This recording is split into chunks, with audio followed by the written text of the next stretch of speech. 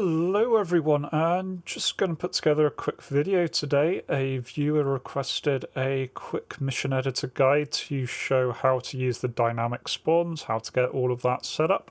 So that's what we're going to do today. So brand new mission just loaded in here.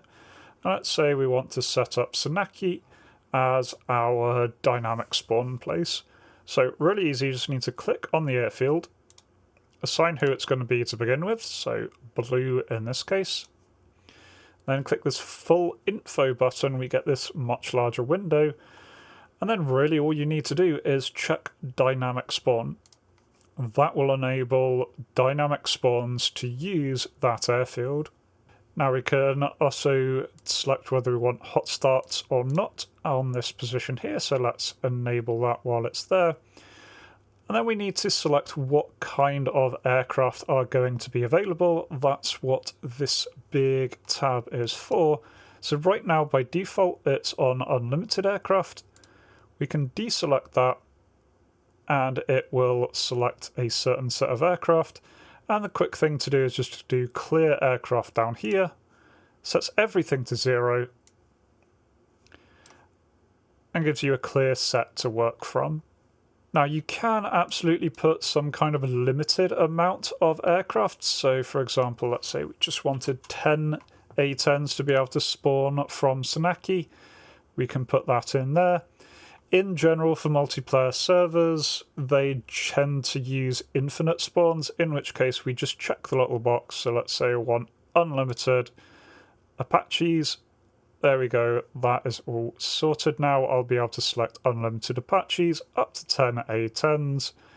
Let's throw in an F-86 for testing purposes there.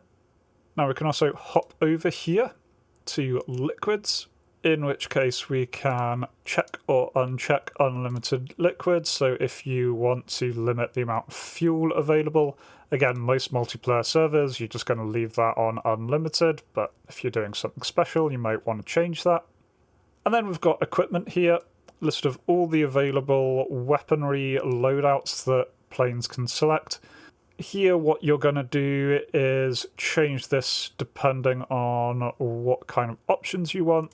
You can turn off unlimited munitions or turn it on. Easiest way is leave it on and just let the players pick what they want.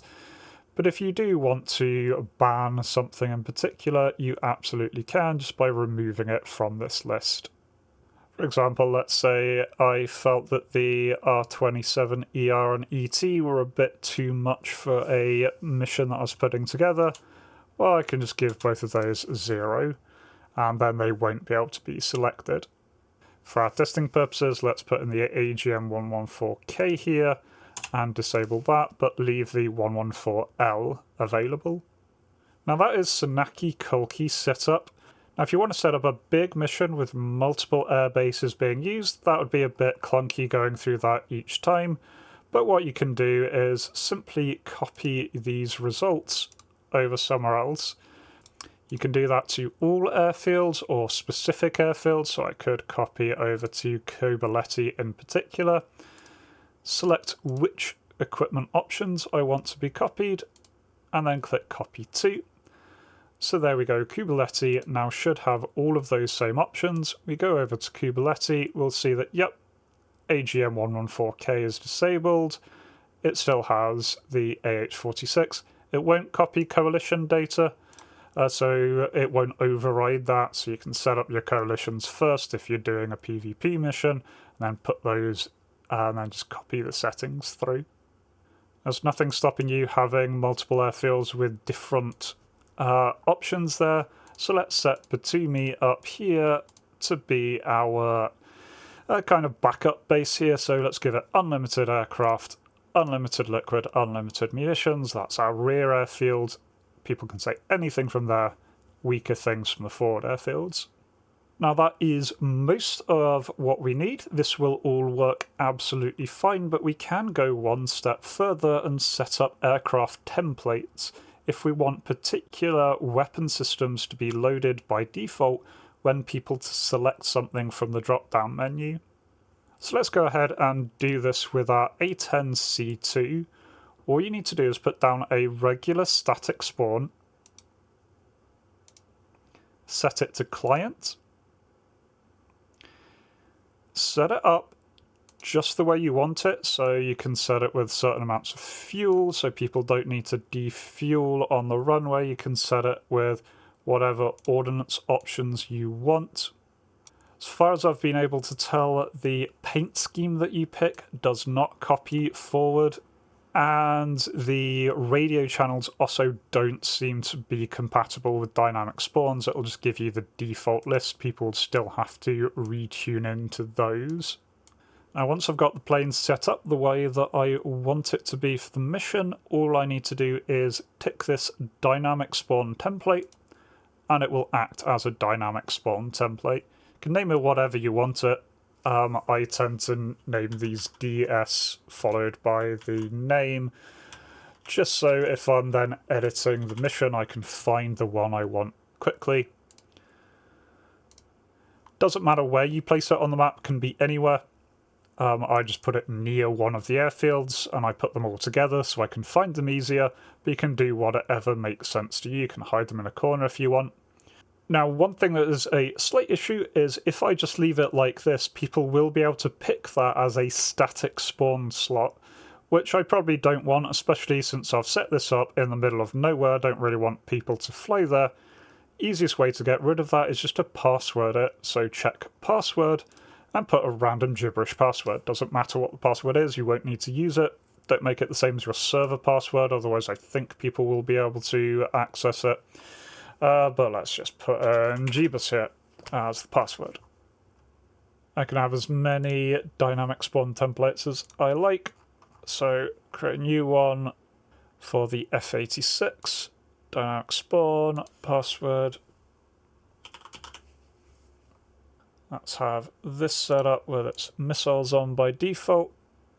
Another thing just to bear in mind with the dynamic spawns is you can give them waypoints, and those waypoints will be loaded up. So let's say I want my A-10s to have Kataisi as a waypoint already loaded into their system. I can just set that up. There we go. Now, once you have set up your dynamic spawn template and you're happy with it, you do need to select which one a given airfield is going to use.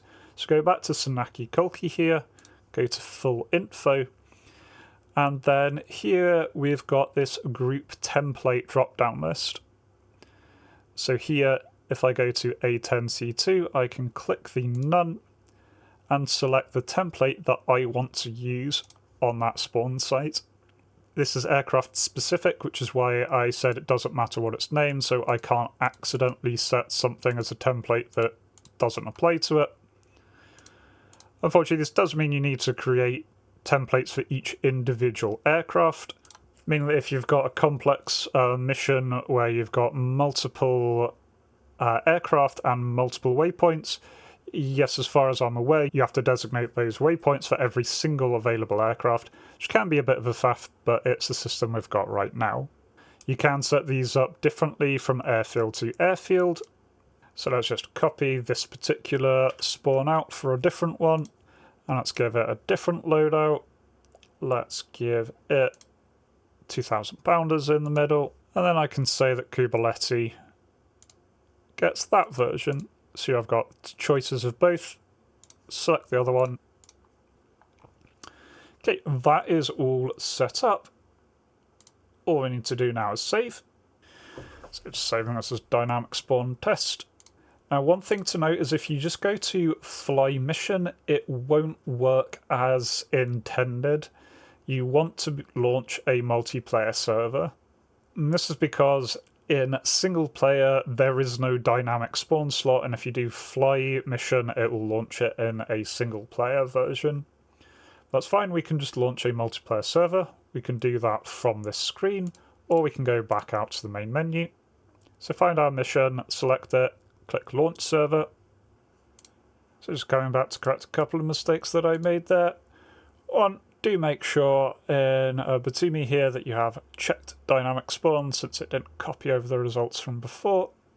The other mistake that I made there that was a little bit embarrassing, that is a very common and easy mistake to make, especially for me, is I checked the wrong one. We've got multiple different Apaches here, and the keen eye amongst you may see that I've selected the wrong one. The A864D Block 2 is the playable version. The other one is just there as an AI potential spawn. So do make sure you get the correct version. Can be a bit tricky, especially with things like the Mirage. There's a whole bunch. Just a case of looking up and learning what the actual player spawnable ones are. So just save it, launch multiplayer server. So here we are in the multiplayer server, just as you normally would see it. You've got the choose coalition option. So I've only set this up for blue, so let's join blue.